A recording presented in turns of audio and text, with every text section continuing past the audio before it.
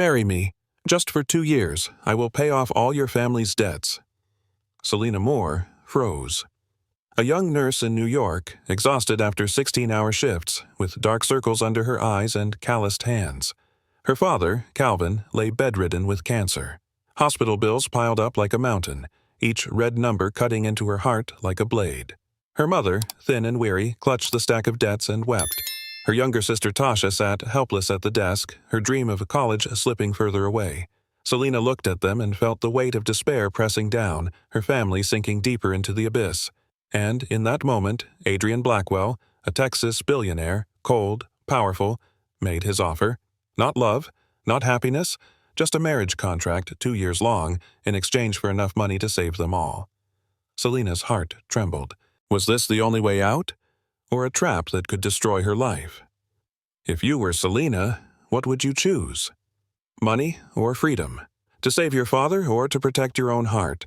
Stay with this story, because once it begins, you won't be able to turn away. Selina dragged her feet up the narrow stairs, her body trembling after another endless shift.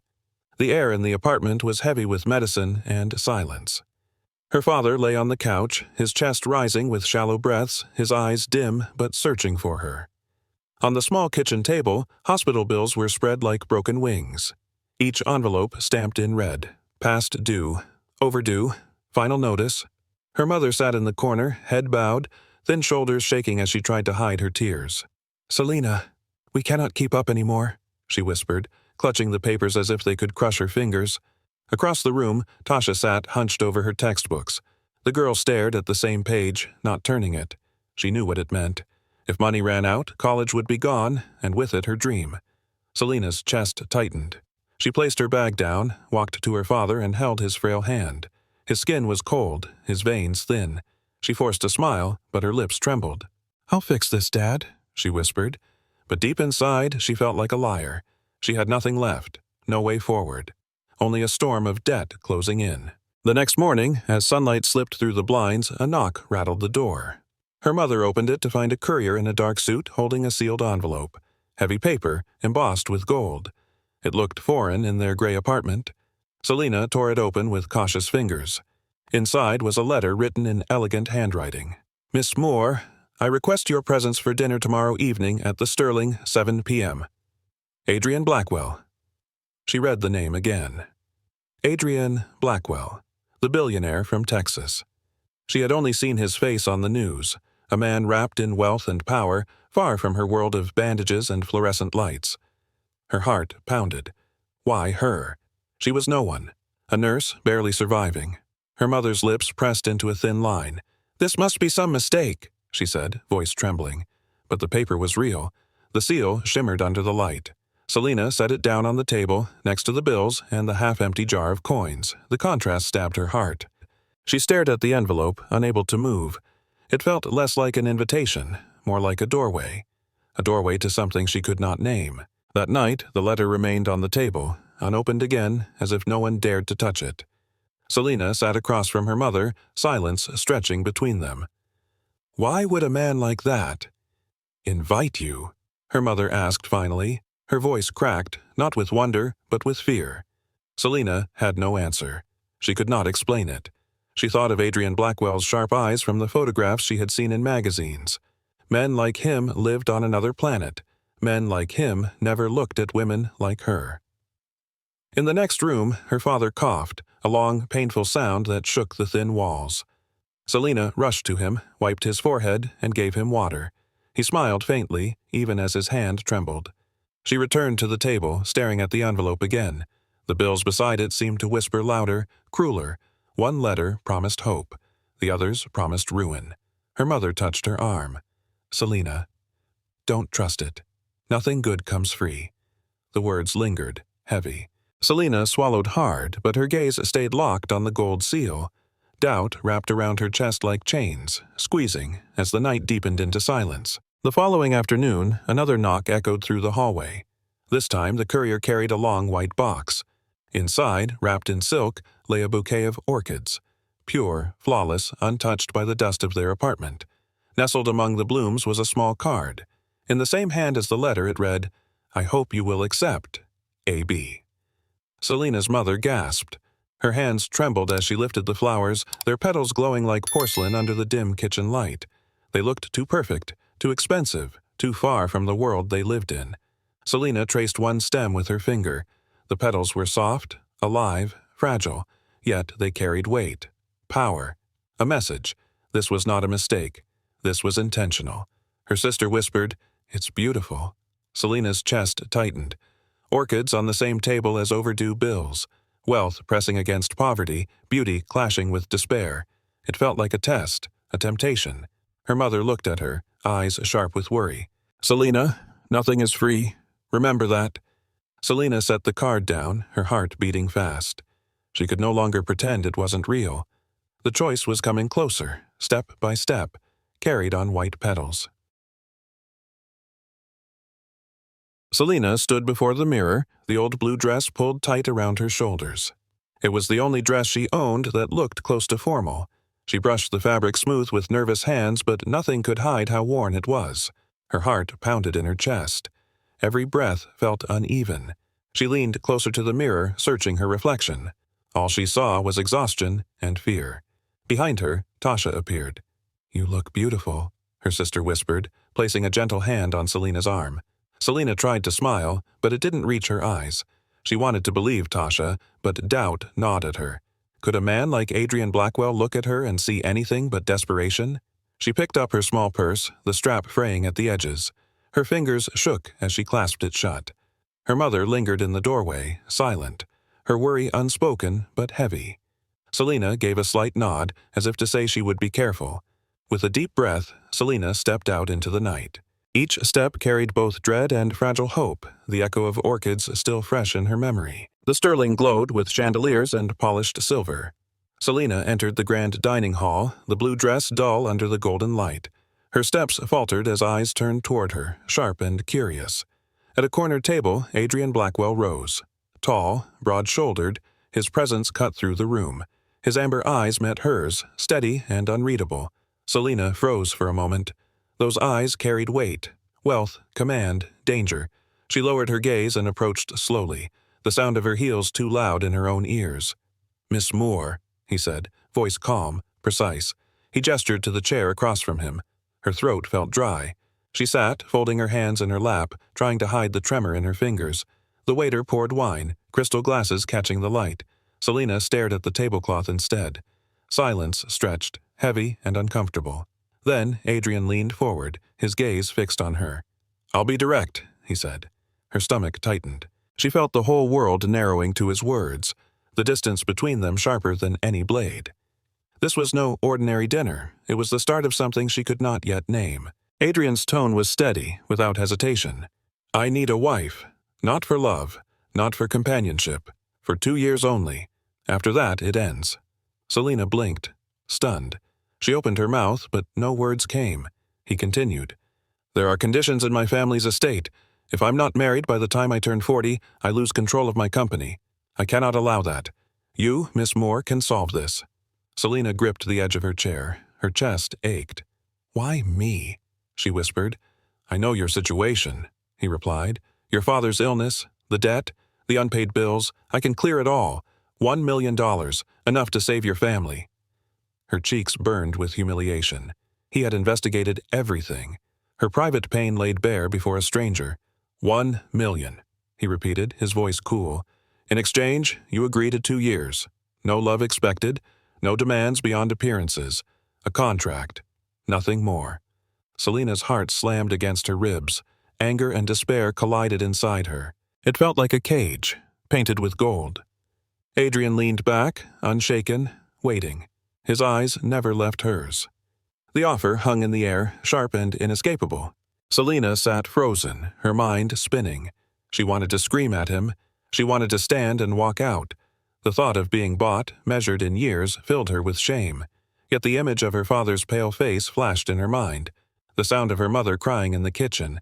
The hopeless look in Tasha's eyes. Her chest tightened until she could barely breathe. Rage surged, but despair drowned it. $1 million. The number echoed like a drumbeat. Her hands trembled in her lap.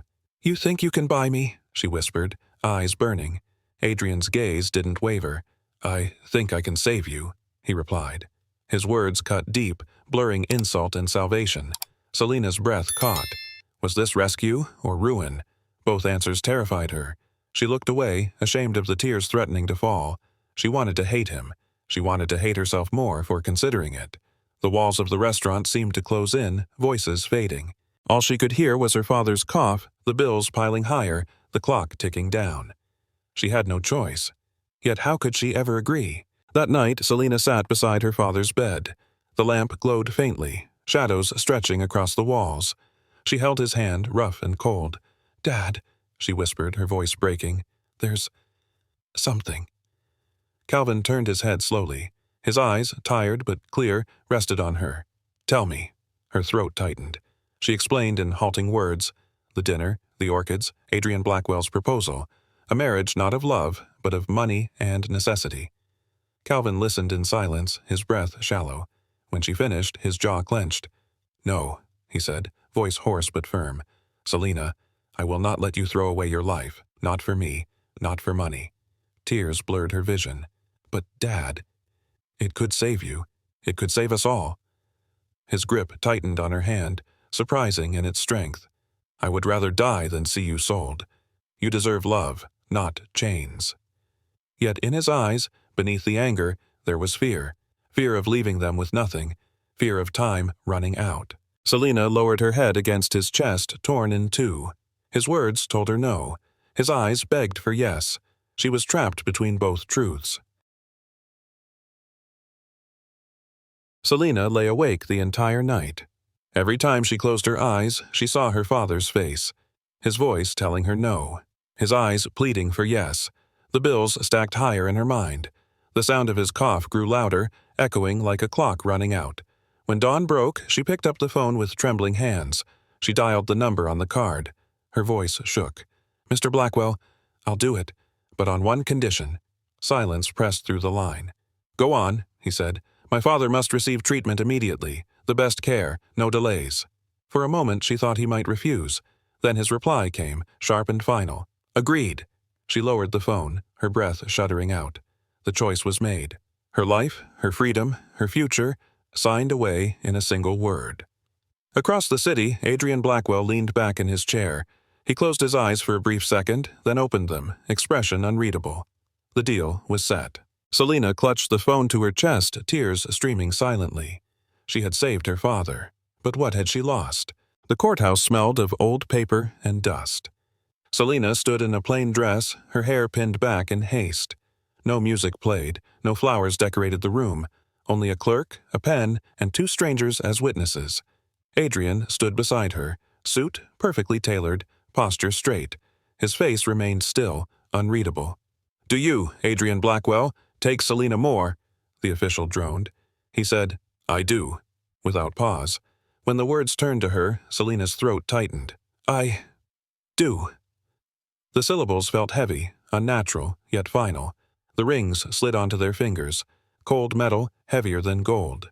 "You may kiss the bride," the clerk announced. Adrian bent down, brushed his lips against hers. It was quick, almost mechanical. A gesture performed not out of love, but necessity. The witnesses signed, the papers stamped, and just like that, Selina was no longer herself. She was a wife. They stepped outside, the city rushing past, unaware of what had just happened.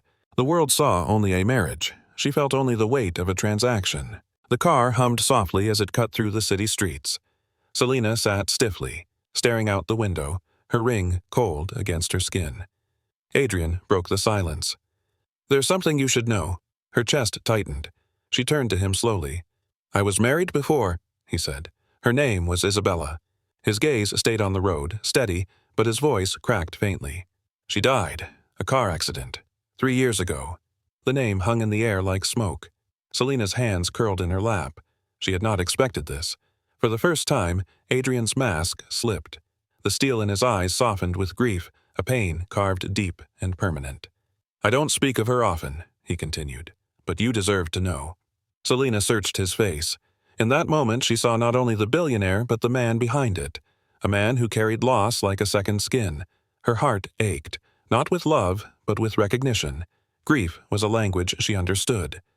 Neither spoke again. The car rolled on, heavy with silence, the shadow of Isabella between them. A week later, Adrian walked with Selina into her parents' small apartment. The smell of soup lingered in the air. Her father, pale but upright in his chair, looked at Adrian with wary eyes. Adrian approached him, steady, composed. "Mr. Moore," he said, extending his hand. Calvin studied him, then gripped his palm with surprising strength. His voice was low but firm. "Take care of my daughter." Adrian met his gaze without flinching. "I will," he said, each word clipped and certain. Selina stood beside them, heart twisting. Her mother wiped at her eyes, whispering blessings under her breath. Tasha lingered in the corner, watching, unsure whether to feel relief or suspicion. The moment stretched. For the first time, Selina felt the weight of the marriage shift. Not just paper, not just money. Her father's trust had been placed in this man. When Adrian finally released his hand, Calvin sank back into his chair, exhausted but calmer. Selina slipped into the kitchen to hide her tears. Her father had accepted what she herself could not fully bear. Florida Keys shimmered under a wide blue sky. The resort suite overflowed with roses and chilled champagne. To anyone else, it looked like a honeymoon. To Selina, it felt like a stage. They unpacked in silence. Adrian pointed toward the adjoining rooms. "You'll have your own," he said. She nodded, relief mixing with unease. That night, Selina lay awake, staring at the ceiling fan spinning above. Through the thin wall she heard restless footsteps, then a muffled cry. Her heart jumped. She pressed her ear to the door. Adrian's voice, broken, whispered a name. "Isabella." The sound of grief bled through the wall. His nightmare carried more weight than his waking words ever had. Selina sat back on the bed, shaken. For the first time she saw him not as untouchable, but as human, a man haunted by ghosts he could not silence. She wrapped her arms around herself, torn between pity and fear. In the darkness, the orchids she had left behind flashed in her mind. White, perfect, untouchable, and just as fragile. Her new life had begun, but love was nowhere in sight. The next evening, the moonlight spilled silver across the sand. Selina found Adrian sitting alone, staring at the tide. His face, usually so composed, looked softer, almost young. She approached quietly and sat beside him. For a while, neither spoke. The waves filled the silence. Then Adrian said, "Isabella loved the sea. She used to call it endless hope." Selina's chest ached. She whispered, "My father used to say the same, that the ocean reminded him he was still alive." He turned toward her, surprised. Then, slowly, he smiled. Not the polite curve she had seen before, a real smile, warm and unguarded. They began to talk. Childhood memories, fears they had hidden, dreams they once held. The longer they spoke, the lighter the air felt. Selina laughed at one of his stories. The sound startled her. She hadn't laughed in weeks. Adrian's eyes softened at the sound as if he was hearing something precious. For a fleeting moment, they were no longer bound by a contract. Not two strangers forced together, but two souls finding shelter in each other. When silence returned, it was no longer heavy. It was comfortable, almost tender. The following night, a candlelit dinner waited on the terrace. Plates gleamed with lobster, glasses shone with wine. For the first time, Selina felt a hint of romance. Then, a voice cut through the evening. Smooth, sharp. "Adrian?" A tall blonde woman walked toward them. Her dress shimmered like liquid gold. Her eyes, however, were knives. "Vivian," Adrian said, rising slowly. His tone turned formal, distant. Vivian's gaze slid to Selina, head tilting. "So, this is the new Mrs. Blackwell?" Her smile did not reach her eyes. Selina's fork slipped against the plate. The woman's tone carried both curiosity and disdain. Vivian leaned closer to Adrian, ignoring Selina's presence. "I must say, you move quickly. Isabella is barely a memory, and here you are, remarried." The name struck like a slap. Selina's chest tightened. Adrian's jaw flexed. "Enough, Vivian." But the damage was done. Selina sat frozen, cheeks burning. The way Vivian looked at her, as if she were an imposter, less than worthy, carved into her heart. Dinner turned cold. The warmth of laughter from the night before vanished into ash. The next evening, Selina and Adrian walked the beach in silence. The ocean whispered, but his eyes held something louder, something unsaid. He stopped suddenly. "Selina," he murmured. His voice shook slightly. "There's something I need to tell you." Her breath caught. She turned toward him, heart pounding. His hand lifted, hovering near her face. His amber eyes searched hers, raw and unguarded. "I think I'm—" "Adrian!" Vivian's voice rang out from the path above the sand. She strolled down with effortless grace, her heels sinking into the soft ground. Adrian stiffened. The moment shattered. Selina's heart dropped. She knew what he had almost said, but now it was gone, swallowed by Vivian's intrusion. "Still playing house?" Vivian teased, her smirk cruel. "How charming." Selina turned away before the tears betrayed her. It wasn't just Vivian's presence. It was the truth behind it. Adrian belonged to a world of polished elegance, gossip, and sharp smiles. A world Selina could never enter. That night, lying awake, Selina replayed the almost confession. What words had he stopped himself from speaking, and why did she ache so much to hear them? Their last night in the Keys arrived with restless wind. Selina stood on the balcony, watching waves crash in the dark. She felt him step close behind her. "Selina," Adrian said quietly. His voice was stripped bare, nothing like the sharpness he used in business. "I can't keep pretending." Her chest tightened. She turned. His eyes burned with something fierce, almost desperate. "I'm falling in love with you." The words struck like lightning. Her hand flew to her mouth. Tears welled, unbidden. She whispered, "I love you too." For a long heartbeat, they only stared. The contract, the money, the lies, all vanished. Then he kissed her. It wasn't mechanical, nor polite. It was fire, breaking open every wall they had built. His hands cradled her face. Her tears mixed with the taste of salt and ocean air. When they pulled apart, breathless, she saw the truth shining in his eyes. No business deal, no arrangement. Just a man and a woman, finally unmasked. She touched his chest where his heart pounded hard beneath her hand. "No more pretending," she whispered. "No more," he promised. The plane landed under a blazing Texas sun. The car rolled through endless acres of golden fields, cattle grazing in the distance. Selina stared out the window. "It's enormous." 37,000 acres, Adrian replied. His voice carried quiet pride. The main house came into view. White columns, sprawling gardens, wide porches, the kind of place she had only ever seen in magazines. As they stepped out, staff lined the terrace. Their eyes turned to her. One by one, they said it. "Mrs. Blackwell." The title rang in her ears. Selina forced a smile, nodded politely, but inside she trembled. Every polished floor, every watchful gaze, every whispered greeting reminded her this was not her world. She walked beside Adrian into the grand hall, chandeliers glittering overhead. The scent of polished wood and roses filled the air. Her shoes clicked softly against marble. The sound seemed foreign. Selina clutched the strap of her bag tighter. She was now the wife of one of the richest men in Texas, but in the echo of her footsteps, loneliness crept in. The ranch was beautiful, vast, powerful, and yet she had never felt so small. Selina sat beside Adrian at the long oak table, surrounded by men in tailored suits. The boardroom smelled of polished wood and cologne. Charts filled the screen at the end of the table. One executive scoffed. "Healthcare costs are draining resources. Cut benefits, we save millions." Selina felt heat rise in her chest.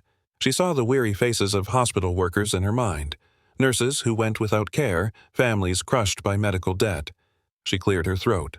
Or, what if you expand coverage instead? Heads turned sharply. The room stilled. She continued, steady but nervous. Healthier workers mean fewer sick days. Fewer sick days mean higher productivity. In the long run, you save money and you protect lives. The men exchanged glances. Some frowned, but one nodded slowly, then another. Adrian's eyes lingered on her. There was surprise in them, and something warmer.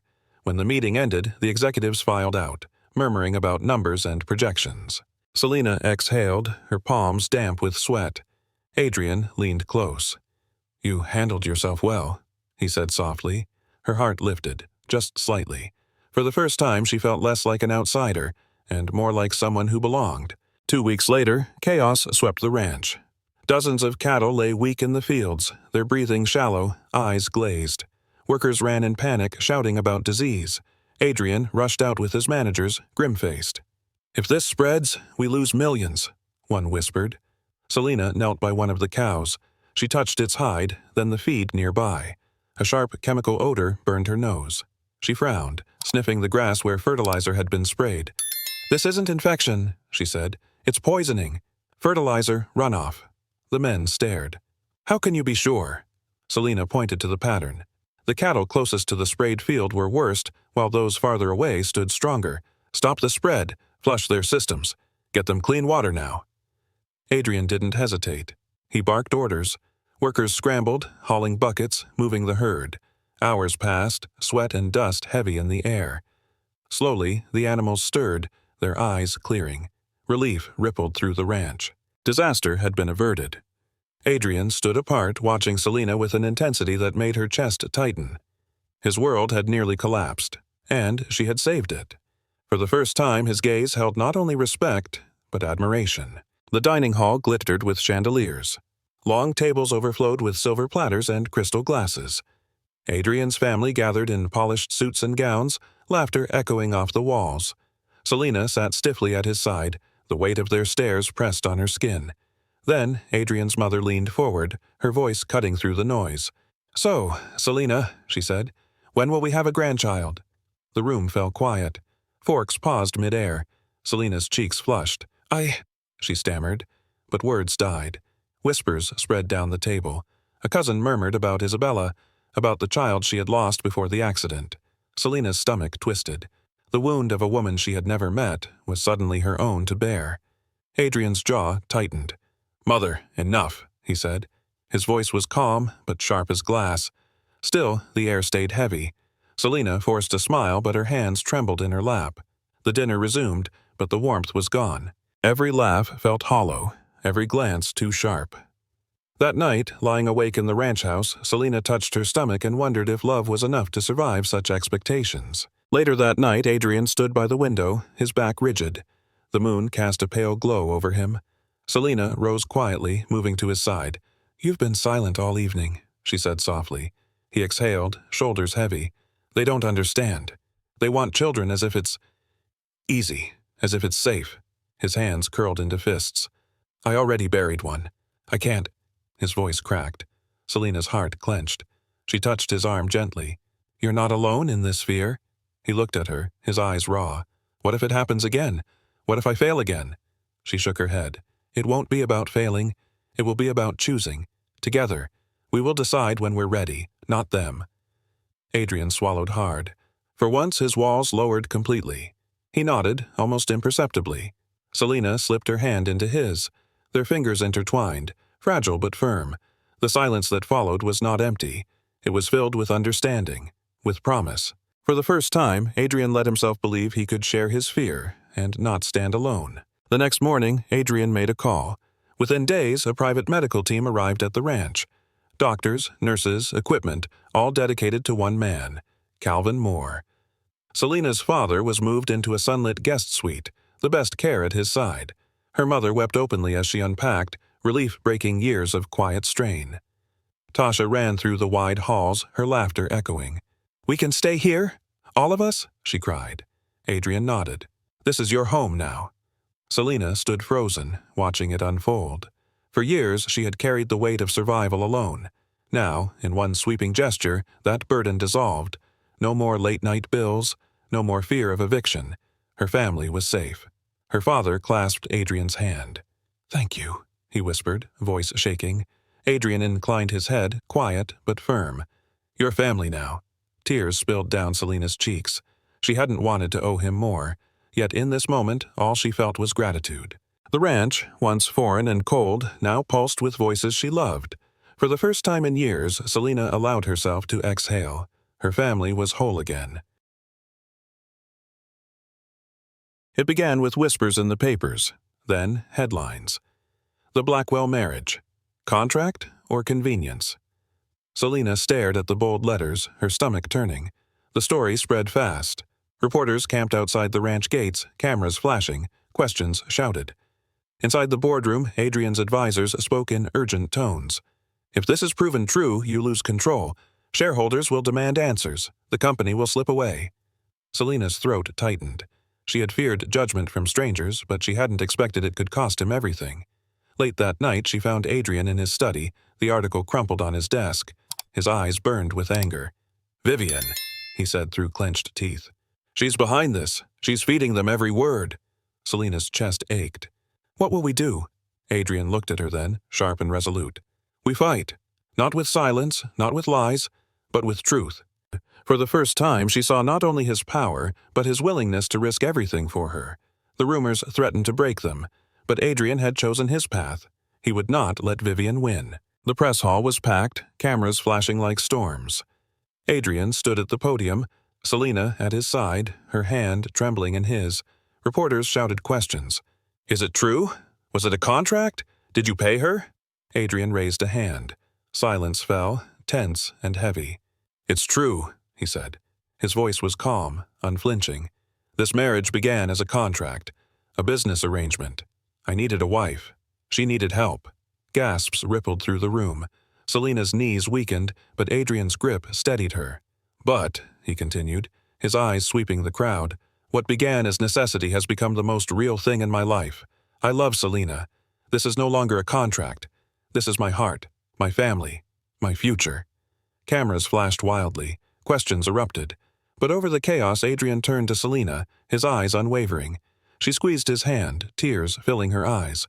The world could judge, could sneer, could doubt. But at that moment, nothing mattered but his words. For the first time, the truth was theirs. Not Vivian's weapon, not the tabloid's rumor. It was their story. The sun dipped low over the ranch, painting the sky in amber and rose. Guests gathered under wide oak trees, their branches strung with lights. Selina stood in a flowing dress, Adrian across from her. This time, no courthouse, no cold signatures, only family, friends, and the warmth of a true vow. Adrian's voice trembled as he spoke.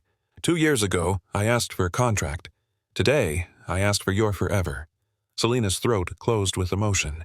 She reached for his hands. "I came to you with nothing but desperation, but you gave me more than hope. You gave me love, and today, I give you our future." Gasps rose as she placed his hand gently over her stomach. Her eyes shone with tears. "We're having a child." Joy exploded through the crowd. Her mother sobbed openly, Tasha clapped her hands, Calvin whispered prayers of thanks. Adrian pulled Selina into his arms, voice breaking. "You've given me back everything I thought I lost." Laughter and tears mingled as vows sealed not with paper, but with hearts. Just when peace seemed certain, another shadow crept in. A woman arrived at the ranch gates, holding papers, claiming to be Adrian's half-sister. She demanded money. "These documents prove blood ties. Share what is mine, or I will destroy you." Selina's heart sank. Adrian studied the papers, his jaw tightening.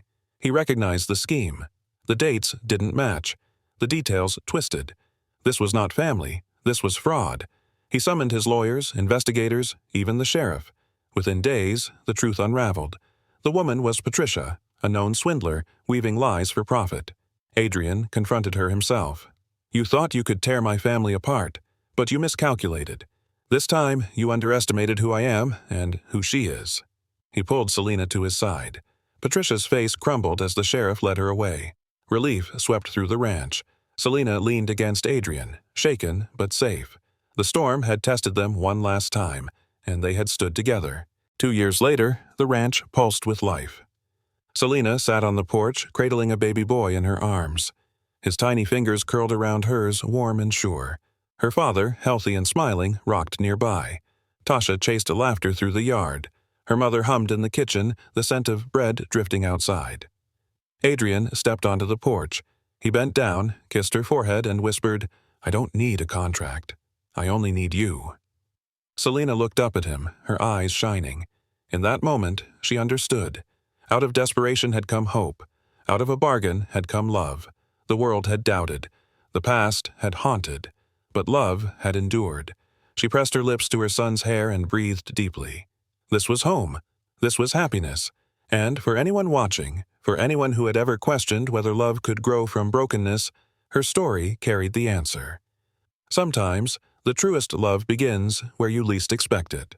If you believe love finds a way even in the darkest places, share your thoughts below. And don't forget to subscribe so you'll never miss the stories that remind us love always finds a path.